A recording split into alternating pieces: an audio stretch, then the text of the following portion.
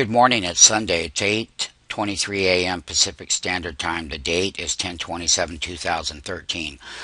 All eyes on Apple Computer. And what we have here is a daily chart to show where Apple has been in the last month or so. I'm going to blow this part of the chart up.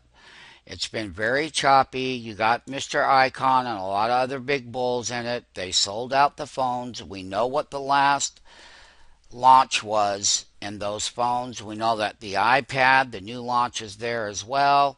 What we're taking a look at is where the base of the breakout was, and it was right here on the following. Right over here at this price level at 480 is where we started the breakout, the consolidation on a daily level. Mr. Icahn, who came out publicly, owns a lot of shares, and he owns them at around the $440 mark. So that must be somewhere right over, well, that's right down in here when he started tweeting back over here. How about that? 440, that's 448 right here. So there was a little gap up. I'm only going back this far. One thing about going into the earnings is that we're a little bit overbought. But the way that this bull has been running is that we can get to extreme levels. So when I pull up the other chart that I'm going to pull up now, as we examine the weekly chart, we take a look at where Apple, of course, that was the bottom part of the base, but we're looking at the upper resistance levels over here. Back in calendar 2012, where it broke down in this weekly bar.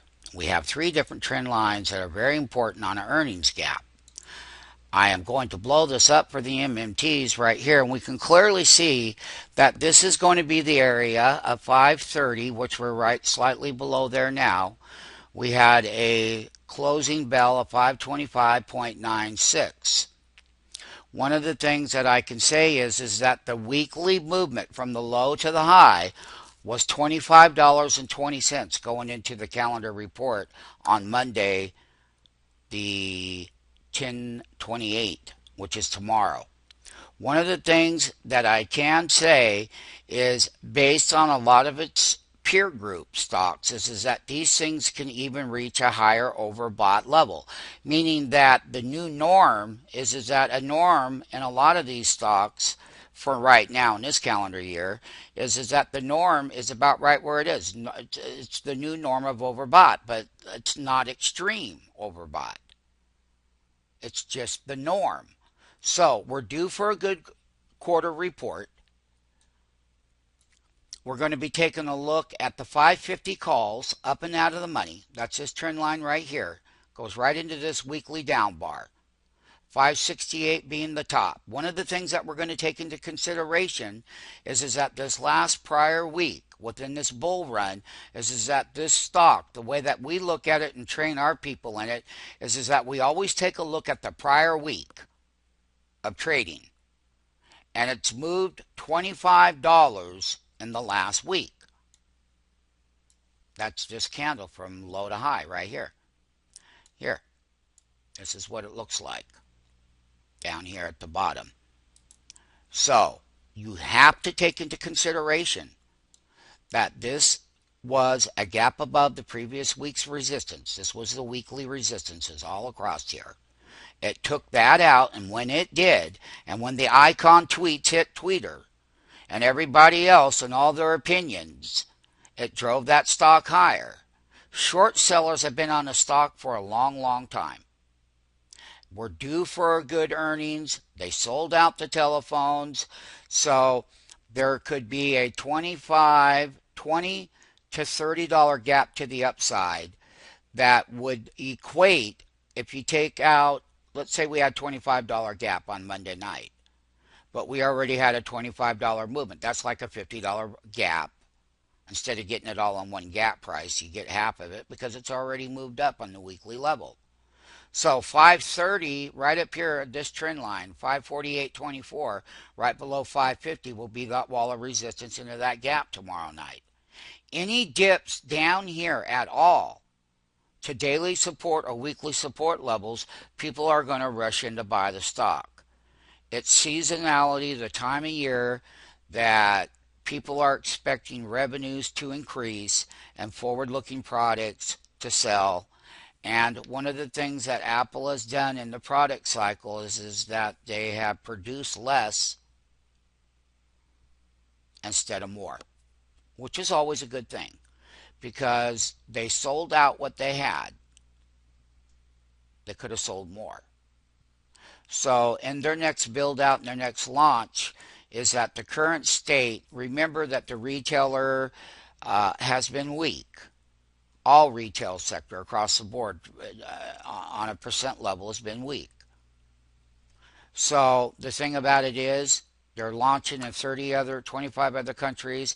They're going to get their product lines out there. If everything goes smoothly, we can see a nice gap up on the earnings.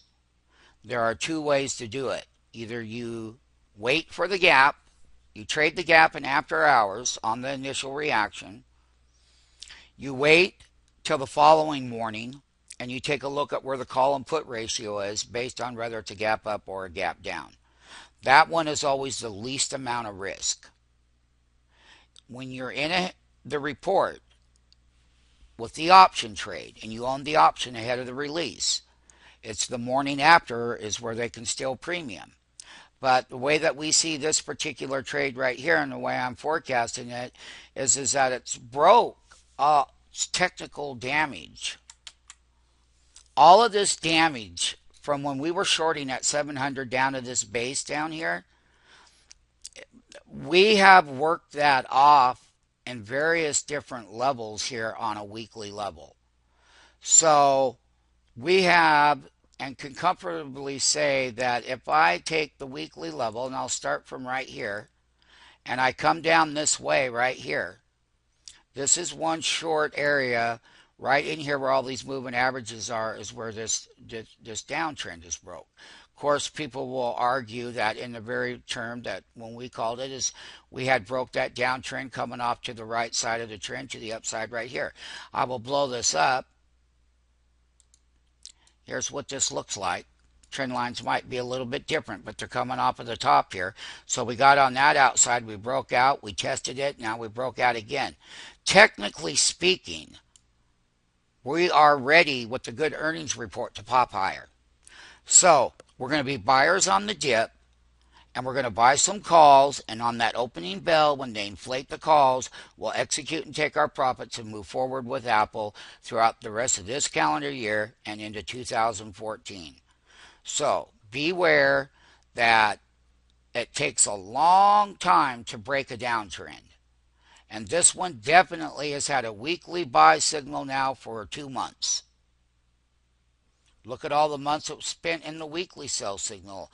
This is a technical indicator called the moving average convergence divergence. It's not you put all your eggs in one basket on one indicator. We certainly don't. It's just a gauge of what the public looks at. And we're a little bit overbought, but we can go higher up to 550 tomorrow night.